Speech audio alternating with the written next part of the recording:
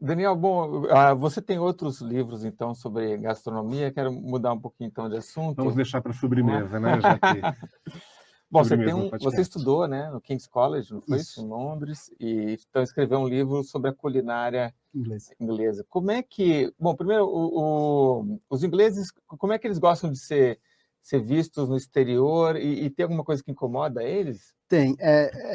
A gente... Você falou aí uma hora, a gente estava conversando sobre o quanto o brasileiro é interessado sobre o que se fala sobre ele no exterior, né? E isso vem muito dessa vontade de ter reconhecimento internacional e vem muito de uma certa insegurança de saber como a gente é reconhecido, né? Uma coisa até psicológica, filosófica, a gente pode discutir como tem essa questão de ser visto. Os ingleses são uma grande potência mundial, têm assento permanente no Conselho de Segurança da ONU, são um antigo império e são muito cheios de si e muito autoconfiantes. E muito eruditos, né? Muito cultos. Menos né? quando se fala de comida. Porque quando se fala de comida, a fama dos ingleses é que eles têm a pior comida do mundo.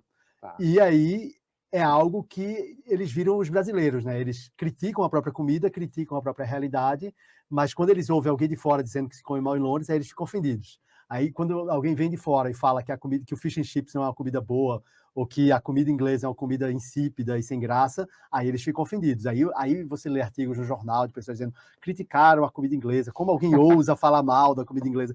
Tem aquele tom de auto-ironia, que os ingleses também são muito irônicos nesse sentido, Claro. mas é um momento em que eles ficam um pouco mais ofendidos e reclamam de como são vistos no exterior, né?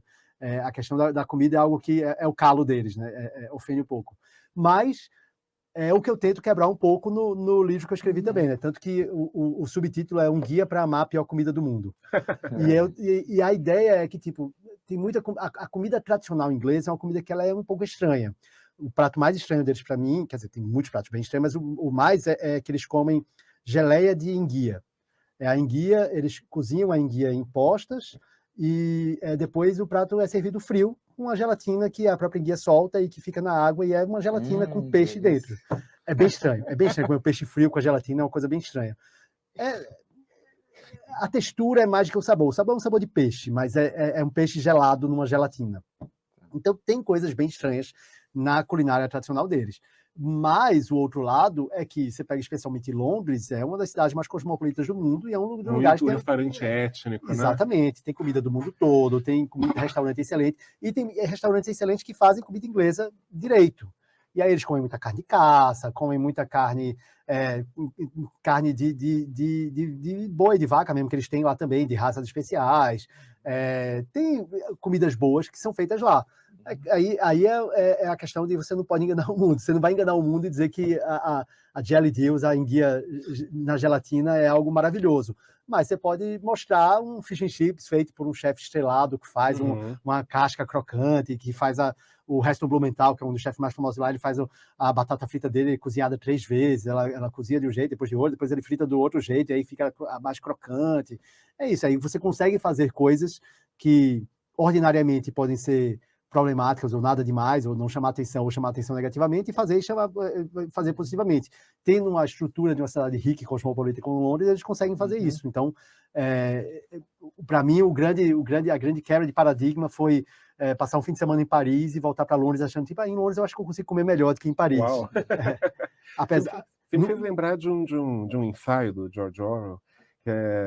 Eu gosto muito dele como ensaísta. Acho que ele era um ensaísta muito convincente.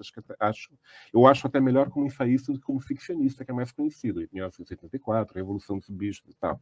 E ele tem um ensaio curto que é uma defesa da culinária inglesa, né? Que acho que é uma coisa menos convincente que ele escreveu na vida, mesmo com todos os dons argumentativos que o Orwell tinha. Mas só mais uma coisa patriótica, do tipo, é a nossa comida e eu tenho que defender. E você sabe que ele escreveu também uma crônica que é descrevendo o pub perfeito. Chama Moon Underwater. E aí ele descreve tudo o que tem que ter no pub perfeito. E aí hoje na Inglaterra tem vários pubs com esse nome, tipo, usando isso para dizer que é o pub perfeito. É bem legal. Agora, os britânicos podem falar mal da própria comida, eles não gostam que outros falem mal da Exatamente. comida. É como nós, né? A gente não gosta que gringos falem mal do Brasil. Como todo mundo com a própria família, né? Eu posso falar mal da minha família, você não pode. E você tem outro livro que é sobre sorvetes... Sorvete na Itália. Tá. Chama Itália Abaixo de Zero. E eu fui passar um mês passeando na Itália e foi o que mais me chamou a atenção. Mais do que massa, mais do que pizza, mais de qualquer coisa. Era o quanto os sorvetes eram incríveis. E aí eu acabei lendo bastante sobre o assunto, indo pesquisar um pouco a questão de história, por que o sorvete dele, porque o gelato ele é diferente, né? Ele tem um teor de gordura diferente, ele é feito de forma diferente, ele tem uma cremosidade diferente. E aí eu voltei enlouquecido, tipo, eu vou escrever um livreto só sobre o sorvete da Itália e descrevendo um pouco isso, um pouco da história, um pouco do como é feito, uma receita para tentar fazer em casa. Deu certo? Dá certo, assim, não fica tão bom não, porque é como o segredo da culinária italiana, eles mesmos admitem, é ingrediente. Os ingredientes são de altíssima qualidade. E aqui a gente não consegue leite tão bom, creme de leite tão bom, ou os produtos que se faz, pelo menos não nas grandes cidades, talvez se for para Minas você consiga, coisas, ou para o interior consiga, mas tipo, nas grandes cidades, tradicionalmente, a gente não consegue os ingredientes com tanta qualidade quanto eles têm acesso lá com facilidade, né? Então, isso faz com que seja tão bom. Isso em uma cultura que valoriza e que consome muito, né? Tipo, eles consomem absurdamente muito e isso faz com que tenha concorrência, as pessoas têm que se especializar, e aí vale a pena focar bem na sobremesa na Itália. E aqui em São Paulo, os gelatos italianos dominaram, né? Pois é, isso é uma coisa curiosa, porque eu fiz esse livro, eu viajei para lá em 2012, foi quando eu fiz essa pesquisa.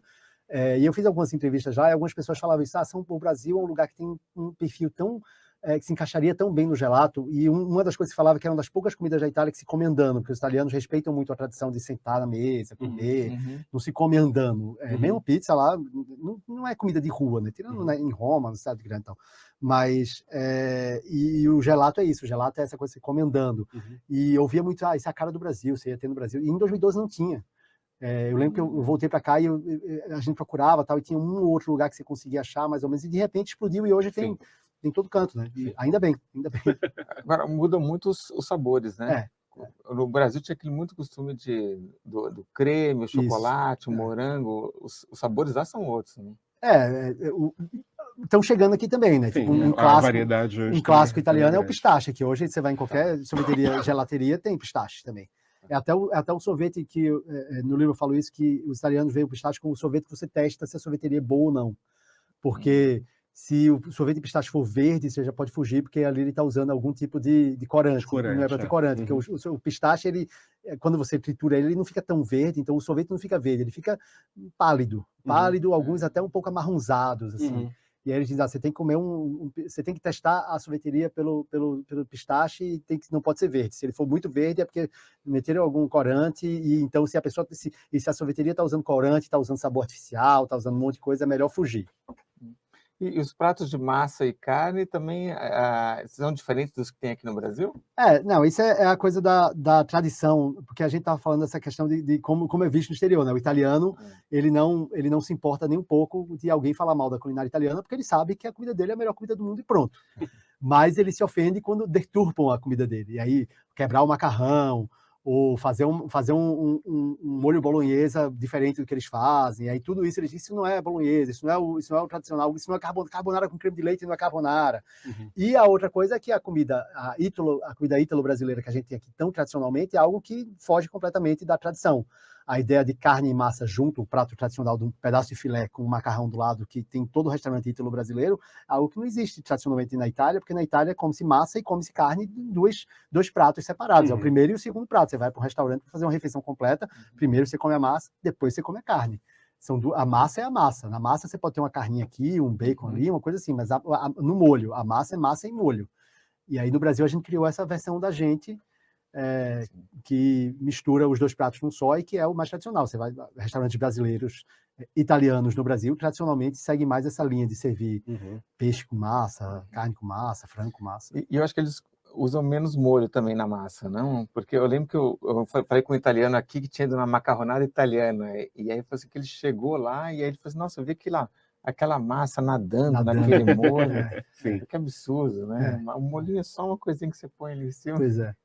Mas ao mesmo tempo a gente tem que pensar que a Itália, não sendo tão grande quanto o Brasil, tem uma variedade dentro do país gigantesca. E muito do que a gente tem da cultura italiana aqui foi traduzida por italianos, né? Então, a gente está falando, os brasileiros estão deturpando, mas muitos são os próprios italianos. Chegaram aqui e mudaram o costume.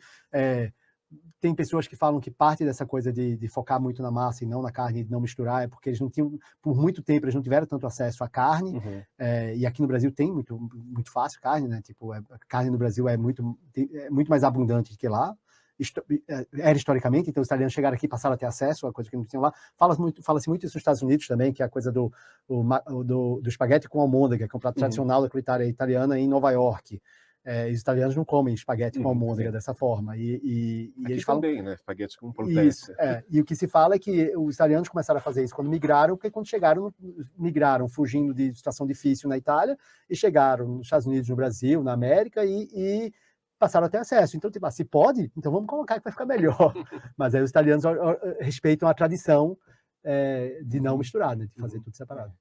Eu lembrei agora, na Argentina, os portenhos, eles acham que eles inventaram a milanesa napolitana, né? Provavelmente foi acho que era algum garçom de um restaurante, provavelmente era um italiano, né? A milanesa napolitana, que é o mesmo que aqui a gente chama de parmegiana, né? Sensacional. Legal. Daniel, super obrigado. Bom, esse foi o Daniel Buarque, editor executivo da revista Interesse Nacional, escreveu 2 livros sobre como o Brasil é visto lá fora e mais 3 livros que não estão aqui, que é sobre a culinária londrina, nova-iorquina e sobre esse daí, parece muito bom, o sorvete italiano. Daniel, muito obrigado pela sua participação. Eu que agradeço o convite. Vamos passar mais. Que bom. Ortega, muito obrigado. Obrigado, Duda. Boa tarde, boa noite a todos. Então, esse foi o nosso 9º podcast Latitude, aos sábados, sempre às 6 da tarde. Um abraço, até a próxima. Tchau.